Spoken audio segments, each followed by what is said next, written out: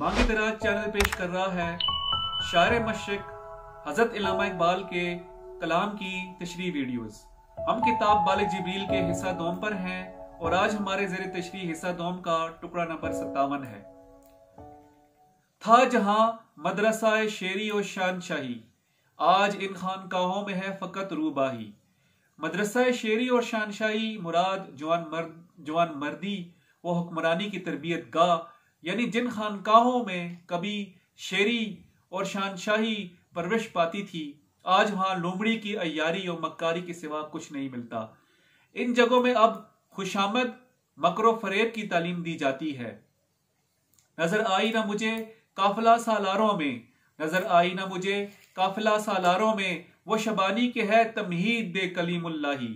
शबानी मुराद जानवर भेड़ बकरियों के चराने का काम, गिलाबानी और कलीमुल्लाही से मुराद हजरत मूसा अलैहिस्सलाम की तरह अल्लाह ताला से हम कलाम होना, यानी कौम के रहनुमाओं, लीडरों और बड़ों में मुझे ऐसी शबानी यानी गिलाबानी नजर नहीं आई जो हजरत मूसा अलैहिस्सलाम की तरह कलीमुल्लाही की तमीद बन सके।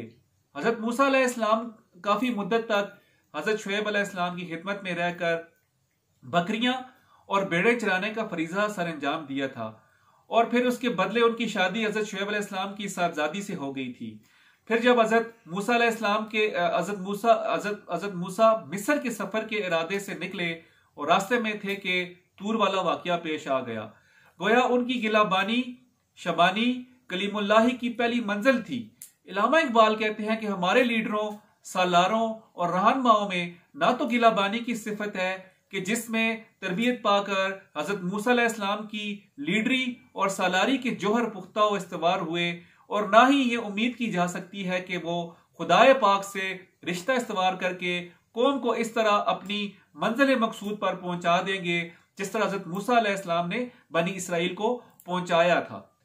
लज्जत नगमा कहा मुर्ग खुश इल्हां के लिए, लज्जत नगमा कहा मुर्ग खुश इल्हां के लिए, आहा इस बाग में करता है नफस कोताही।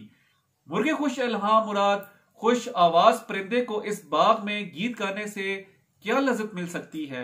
जहां उसका नफ्स कोताही करता हो मुराद जहां उसका सांस साथ देने से आजिज आ जाता है। एक सरमस्तियो हैरत है सरापा तारीख, एक सरमस्तियो हैरत है सरापा तारीख, एक सरमस्तियो हैरत है तमाम आगाही। एक सरमस्तियो हैरत ऐसी होती है कि जिसमें हर तरफ अंधेरा ही अंधेरा और तारीकी दिखाई देती है। यह हाल फलसफियों का होता है। फलसफी की हैरत और उसका इन्हमाक उसे किसी मंजिल पर नहीं पहुंचाता। और एक सरमस्तियो हैरत ऐसी भी होती है जो सरासर इल्म आगी हो, और ये हाल आरफों का होता है। आरफ की हैरत और उसका इन्हमाक सरासर आगाही होता है। सिफत बर्क चमकता है मेरा फिक्रे बुलंद, सिफत बर्क चमकता है मेरा फिक्रे बुलंद, के भटकते न फिरे जुल्मत शब में राही। मेरा फिक्रे बुलंद, मेरा आला दर्जे का कलाम सिफत बर्क चमकता है, यानी बिजली की तरह चमक रहा है, ताकि जुल्मत शब यानी रात के अंधेरे में, रात की तारीकी में चलने वाले मुसाफिर उसकी रोशनी से रास्ता पाते जाएं और इधर उधर ना भटके। ये था बालिग जिब्रील के हिस्सा 2 का टुकड़ा नंबर 57। अपना ख्याल रखिए और इस पैगाम को फैलाने में हमारा साथ दीजिए।